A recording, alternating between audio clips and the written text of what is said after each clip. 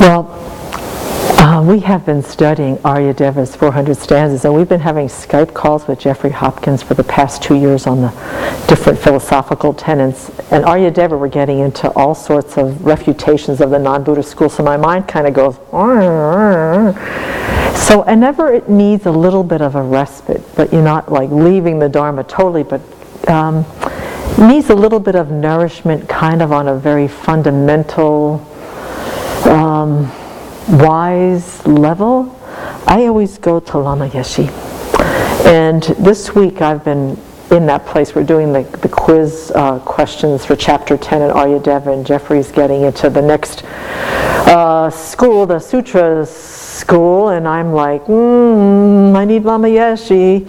And the thing that's beautiful about Lama Yeshe's teachings, he was one of Venerable's root teachers. He lived until 1984, one of the first Tibetan lamas to come to the West, and a profound effect, I think, on Buddhism in the West, and particularly Tibetan Buddhism in the West. The first wave of hippies that went to Nepal met Lama Yeshe and Lama Zopa, and I think it changed their lives, and as a result changed a lot of our lives for the better. And so his students, after he died in 1984, they put together some of these little treasures of some of his talks and some of his Q&As. This one's called The Peaceful Stillness of the Silent Mind. And he has profound things to say about basic Buddhism, and he has profound things to say about rather advanced concepts in Buddhism. So I thought of the next few BBCs that I'll be doing while Venerable's gone, when it's my turn, I would like to offer some gems of Lama Yeshe and how I use them to help nourish my understanding of the Dharma and to really feed my enthusiasm and my joy and my gratitude for having met it in the first place. But he's a wonderful teacher, and I just love the way that he teaches. So the first chapter is called Buddhism, Something for Everybody. And he starts off with, by this time, when he's in this one particular teaching, he's been teaching Western students for about 9 or 10 years. And so this is what he said. And this is so helpful because this goes directly to cultivating wisdom. At this stage, I have had about 9 or 10 years teaching Buddhist philosophy to Westerners and experimenting with how it fits their minds, mainly in the 1-month meditation courses we hold each year at Kopan Monastery in Nepal. In these courses, we try to explain everything, but I have found that if I talk too much about the negative sides of things, students completely freak out. Not all of them, but many of them say, these lamas emphasize the negative too much. Why don't they talk about the positive? Buddhism isn't only about delusion and suffering. Why do they teach us this negative stuff day after day? But the thing about Buddhism is that before you can put yourself into the virtuous path to awakening, liberation, or God, whatever you want to call it, the name doesn't matter, you have to know about how your destructive mind works. If you don't understand how the two extreme negative views of overestimation, or what we call eternalism or absolutism, and underestimation, either nihilism or annihilation, function within your own mind, how can you correct your action and pull yourself into the right path? Therefore, it is crucial to know the negative aspects of your nature. Actually, if you comprehend the evolution of your negative mind from beginning to end, you will feel more comfortable. Conversely, if you don't know how it works, you'll finish up thinking that actually destructive actions are positive. Moreover, if you try to practice the path to liberation without a solid grounding in what is virtuous and what is non-virtuous, a simple question from someone challenging what you are doing completely derail you. You might get confused and give up. That's the sign of a weak mind. You have to see the totality of the evolution of both the destructive and the virtuous positive, the positive or the negative mind states. Some people assume that Buddhism is probably a nice religion that always talks diplomatically and sweetly about holy things. When we start teaching Buddhism to beginners, we don't begin by talking about holy things. The first thing we explain is the basic nature of your present mind, what's going on down here, right now, not Buddha up there. So what I got from this little blurb here is that, there's the wisdom that understands the nature of reality, and then there is the wisdom of knowing what to abandon and what to cultivate. So even if we're going into these really deeply philosophical tenets, what we're finding out is all the different kinds of thinkings that not only non-Buddhists have, but that we ourselves have about how things exist, how our minds operate, who we are, how to create the causes for happiness, how to create the causes for suffering. And so, and I can understand why his students said, why do they always teach this negative stuff day after day? Because when you first meet the Dharma, a lot of times the first thing you hear about is the Four Noble Truths. Okay, here's your present situation, your mind's under the afflictions and karma, and these are the causes. And so you get to learn that. We're in some pretty dire straits here in samsara. And so it's really easy to fall into, give us some joy, give us some bliss.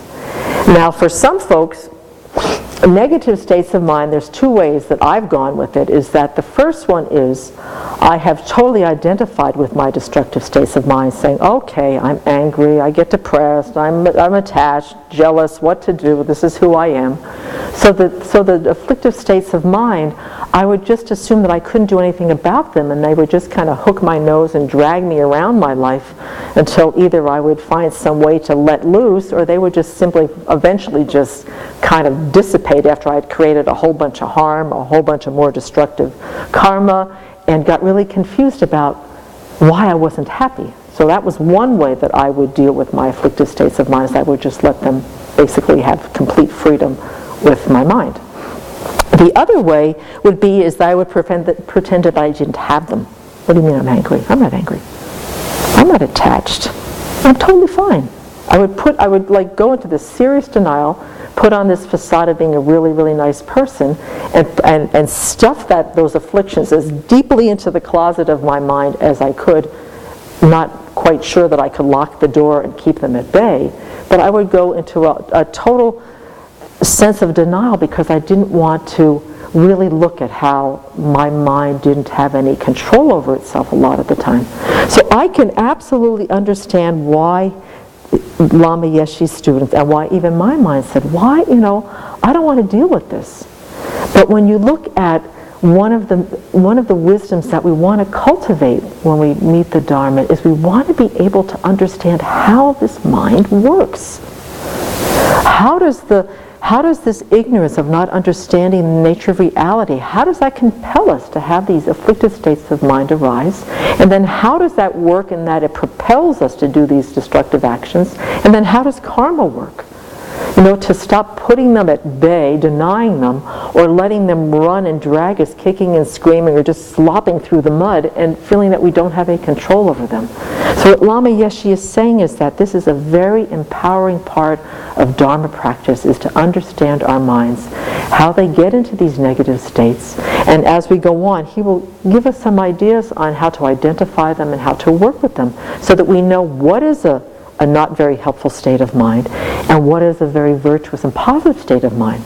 Because a lot of times, I don't know about you folks, but I was doing things that I thought were going to be creating the causes for happiness when in fact they did the exact opposite thing. So this is the first kind of wisdom, to be able to discern what's going on in here so that we can really kind of make some different choices on what we've been doing previously since meeting the Dharma. And that, let's see, what else did I want to say, because this goes on for, okay. Then what he says is that those who think that Buddhism is simply an intellectual philosophy and includes no religious practice is not true either, because he talked about, there's all these different philosophical views, and that there's no kind of sitting down and really thinking about what you're listening to. That Buddhism contains both intellectual philosophy and religious practice. When Lord Buddha was teaching, he taught his students as individuals, giving each whatever they needed. When offering solutions to this destructive mind, he would reveal different methods because each person's negative mind was different. Sometimes he would explain, yes, that exists, but others he would say, no, that doesn't exist, drawing upon the Buddhist schools of thought appropriate for each person's level of mind. So he was and this is where the analogy of the Lord Buddha becoming, he was a supreme physician, that he always knew once he could diagnose what his students, where their minds were, he would give them different types of medicine, not having the same medicine that would be able to take care of all of these unwholesome states of thinking, but he had very, very specific treatments for very, very specific students. And so as we get more involved in practicing the Dharma, and at least for me, I've been able to just be almost in wonder at the diversity of the way that he approached teaching different people, depending on their predispositions and their tendencies and their strong and weak states of mind. And that analogy has always worked for me, because I need to see myself as a patient, someone who is not well. And that if I turn to the Buddha as a physician, then I can see the profundity of how he would take care of my mind depending where I am along the path.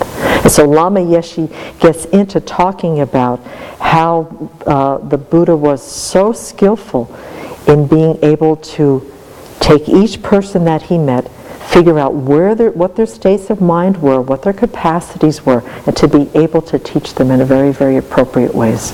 And so I'll continue to go through, there's some wonderful stories and some wonderful ways in which Lama Yeshe talks about how the Buddha was able to do this, and how even though we're now in the 21st century, that his teachings are so beautifully, profoundly appropriate and spot on to where our minds are and what we're dealing with in our age as well. And so I would like to share a few of those things as time goes on. But this is the first start, how to cultivate the wisdom of being able to discern what to abandon and what to cultivate.